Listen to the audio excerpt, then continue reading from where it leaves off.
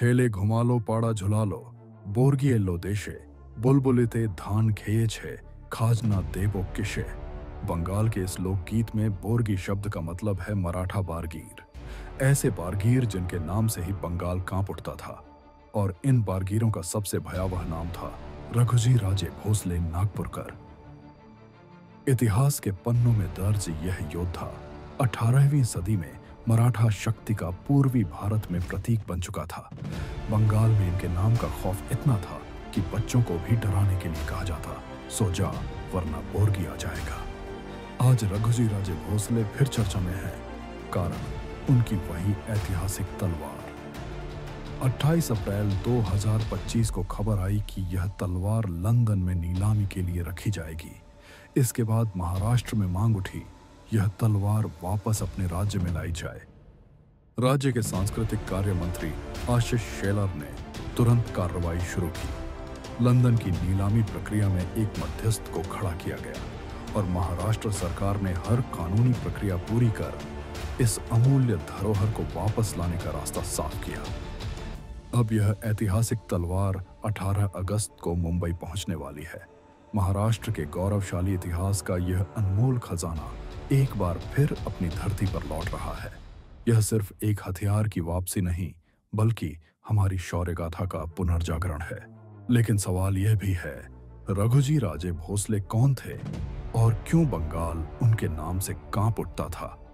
तो चलिए अगले भाग में जानते हैं उस मराठा सरदार की कहानी जिसने नागपुर से लेकर बंगाल तक अपने साहस और रणनीति की गूंज फैला दी।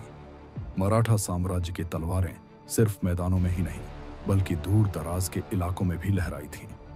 और उनमें से एक महान योद्धा थे, मराठा सरदार रघुजी भोसले। रघुजी भोसले नागपुर के भोसले घराने के संस्थापक, 18वीं सदी में मराठा शक्ति के सबसे तेज उभरते सितारे थे। उनका जन्म 1695 के आसपास हुआ और वे छत्रपति शाहू महाराज के विश्वसनीय सेनापति बने। रघुजी भोसले सिर्फ महाराष्ट्र तक सीमित नहीं रहे, उन्होंने मध्य भारत, उड़ीसा, बंगाल और असम तक मराठा झंडा फहराया। 1720 के दशक में वे नागपुर की गद्दी पर बैठे और इस क्षेत्र को मराठा साम्राज्य का एक मजबूत स्तंभ बना दिया। 739 से 741 के बीच उन्होंने बंगाल और उड़ीसा में कई सफल सैन्य अभियान चलाए। उनकी सेना इतनी ताकतवर थी कि बंगाल के नवाब को चौथ और सरदेशमुखी देना पड़ा।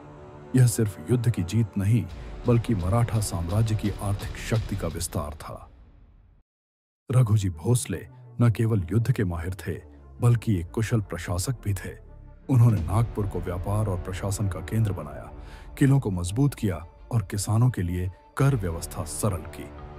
1660 में रघुजी भोसले का देहांत हुआ, लेकिन उनके द्वारा बनाई गई नागपुर रियासत 100 साल से अधिक समय तक कायम रही। वे मराठा साम्राज्य के उस युग के प्रतीक थे जब योद्धा सिर्फ तलवार से नहीं, बल्कि दूरदृष्टि से भी जीतते थे। रघुजी भोसले, एक ऐसा नाम जिसने मराठा शक्ति को भारत के पूर्वी किनारों तक पहुंचाया। उनकी कहानी हमें याद दिलाती है कि अगर हिम्मत और संकल्प हो तो सीमाएं सिर्फ नक्शे पर होती है। यह ऐतिहासिक कहानी कैसी लगी और आप कौन सी कहानी सुनना पसंद करेंगे, कमेंट करें। और ऐसी मोटिवेशनल कहानी के लिए हमें सब्सक्राइब, फॉलो करें।